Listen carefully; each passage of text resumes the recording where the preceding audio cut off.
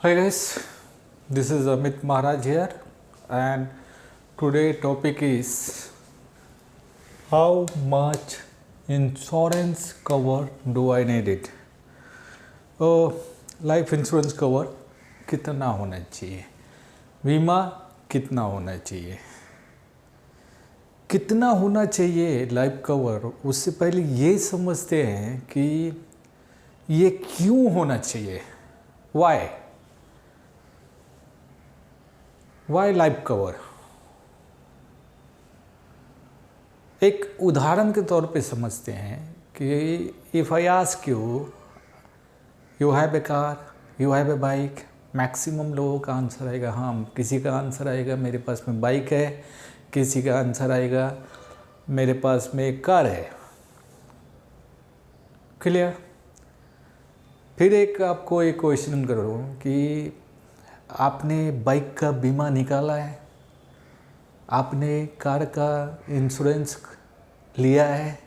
Answer आएगा yes, लिया है। क्यों आपने बाइक का इंश्योरेंस लिया, वाई, क्यों लिया? आपका आंसर सिंपल है कि कल को मेरे बाइक को या मेरी कार को एक्सीडेंट हो जाता है या कुछ भी हो जाता है या डैमेज हो जाता है या चोरी हो जाता है, तो जो मेरा लॉस है वो मैं इंश्योरेंस कंपनी के पास में क्लेम कर सकूं। ठीक है। सेकंड रीज़न इज़ कि जब आप रोड पे जाते हो तो आरटीओ ऑफिसर आपसे आप बाइक ड्राइव करते हो, कार ड्राइव करते हो, तो आपसे वो इंश्योरेंस पेपर मांगते हैं। आप नहीं दिखाते हो तो आपको फाइन किया जाता है। मीन्स गवर्नमेंट ने कंपलसरी किया हुआ है कि आप रोड पे बाइक या कार चलाओगे तो आपको आपके कार का या बाइक का इंश्योरेंस कवर होना चाहिए। बाइक का होना चाहिए, कंपलसरी है। कार का होना चाहिए, कंपलसरी है। आपका your also is the asset, आपका भी कंपलसरी होना चाहिए। बाइक का तो पता रहता है कि आपका 1 लाख का बाइक है तो आपने 1 लाख का करा लिया। आपका कार 10 लाख का है, 20 लाख का है, 5 लाख का आपका कार का वैल्यू है तो आपने 20 लाख का करा लिया। 5 लाख का है तो 5 लाख का करा लिया। What is your value? Interesting. What is your value? ये कैसा सवाल है? अगर कोई आपसे पूछे कि व्हाट इज़ योर वैल्यू, तो सिंपल, अरे ये कैसा सवाल है यार। मैं अपने फैमिली के लिए अनमोल असेट हूँ। Everyone is a Anmol asset for his family.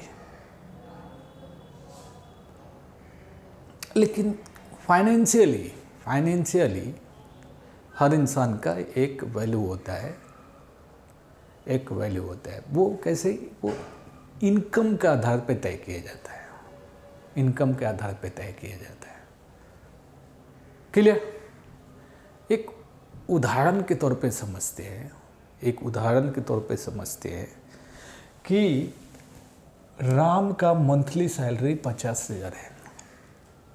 Ram का मंथली सैलरी 50,000 है। अब राम को कितने लाख का लाइफ कवर होना चाहिए, बीमा होना चाहिए? इस पे बहुत पहले बहुत सा वीडियो बना भी है। और अब जब बैंक में जाते हो तो बैंक का रिलेशनशिप रिलेशनशिप मैनेजर आपको बताता है कि सर आपको इतना कवर होना चाहिए। एजेंट, एडवाइज़र, फाइनेंशियल कंसल्टेंट आपको बताते हैं। वो कैसे बताते हैं कि आपको 10 लाख का होना चाहिए, 20 लाख का होना चाहिए, 2 करोड़ 5 करोड़ का होना चाहिए? वो आपके साथ में 10 मिनट बैठते हैं, आपसे कुछ डेटा कलेक्ट करते हैं कि सर आप मंथली कितना कमाते हो, ईयरली कितना कमाते हो, आपका इंसेंटिव कितना आता है, दिवाली बोनस कितना आता है, आपका मंथली हाउस एक्सपेंस कितना है, आपका लाइट बिल कितना है, आपका एजुकेशन में कितना पैसा खर्चा होता है, आपका लोन में कितना पैसा जाता है, आप जब बाहर घूमने जाते हो तो कितना खर्चा होता है, आपका पॉलिसी वगैरह में इन्वेस्टमेंट में कितना जाता है। वो सब एक डेटा गैदर करते हैं। उस आधार पे आपको एक फिगर बताते हैं कि आपको 1.5 करोड़ का होना चाहिए, 50 लाख का होना चाहिए। क्लियर। अब एक नॉन फाइनेंशियल बैकग्राउंड का आदमी है, वो अपने फील्ड के, आप अपने फील्ड के मास्टर हो, चैम्पियन हो, लेकिन ये सब चीज़ें में जो भी प्रोसेस वो समझाते हैं, मे बी 70-80% आप समझ पाते हो और 30-20% आप नहीं समझ पाते हो। आपकी जगह पे मैं भी रहूँगा तो मेरा भी यही हाल होगा, हर किसी का, क्योंकि वो मेरा एरिया नहीं है। तो 20% 30% जो डाउट, वही से डाउट क्रिएट होता है। और आपके मैनेजर ने तो बोला 1 करोड़ का ले लो, सुन लिया आपने, लेकिन माइंड एक्सेप्ट नहीं करता है। वो जो 20% नहीं समझ में आया था, वहाँ से यहाँ पे डाउट क्रिएट होता है। आज मैं आपको एक सिंपल तरीका बताऊंगा, अ वेरी सिंपल प्रोसेस, जहाँ पे within a minute you will know how much life cover you require and you will convince, trust me guys, you will convince, आपको उस पर भरोसा हो जाएगा कि मुझे इतना होना चाहिए, कितना होना चाहिए एंड क्यों होना चाहिए। देन सी, राम का सैलरी कितना है? 50,000। 50,000 को आप 200 से मल्टीप्लाई कर दो, सिंपल। कितना आया? 1 करोड़। राम को 1 करोड़ का लाइफ कवर होना चाहिए। क्लियर? क्लियर? और डाउट? चलिए डाउट। अरे यार 1 करोड़ का क्यों होना चाहिए? सर आपने बोला 1 करोड़ का क्यों? माइंड एक्सेप्ट किया? नहीं किया। मैंने बोला कि आप 50 कमाते हो तो आपको 1 करोड़ का होना चाहिए, लेकिन माइंड ने एक्सेप्ट नहीं किया। अब माइंड एक्सेप्ट करे, वो प्रोसेस देखते हैं। इंडिया में एफडी रिटर्न कितना है? 7 to 10%। रिटर्न पे आपको कुछ टैक्स डिडक्ट होता है। तो मैंने क्या किया, net FD return is 6% consider किया, 6%। राम को कितना कवर होना चाहिए? 1 करोड़। कल को राम को कुछ हो जाता है तो नॉमिनी को मिला कितना? 1 करोड़। 1 करोड़ कुछ नहीं, 1 करोड़ को उठा के आप एफडी में नॉमिनी ने डाल दिया। 1 करोड़ का 6%, 1 करोड़ इंटू 6 डिवाइडेड बाय 100, आगे कितना? 6 lakh yearly. 6 lakh yearly, 6 lakh yearly को मंथली में कन्वर्ट करते हैं। 6 lakh divided by 12 equal to 50,000। Ram भाई का सैलरी कितना था? 50,000। यहाँ पे कितना आ रहा है?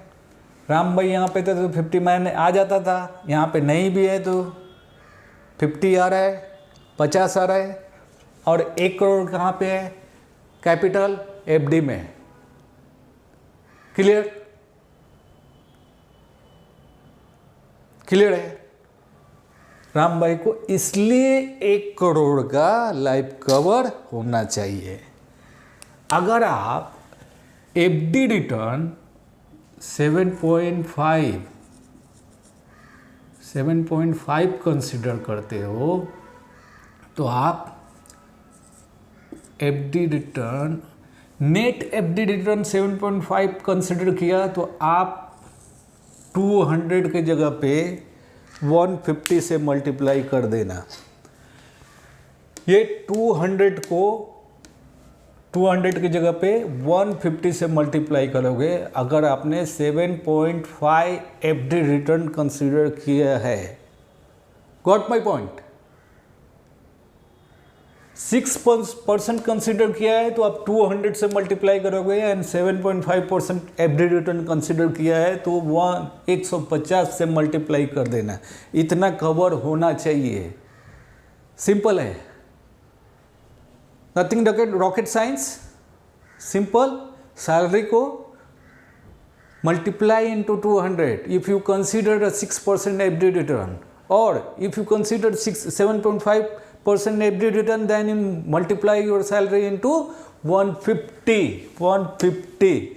Is it clear? Hope concept is clear. Oh, concept is clear? Okay, thank you very much guys, मिलते हैं नेक्स्ट वीडियो में। एंड जो कुछ अच्छा लगे आपको please make a comment. See you.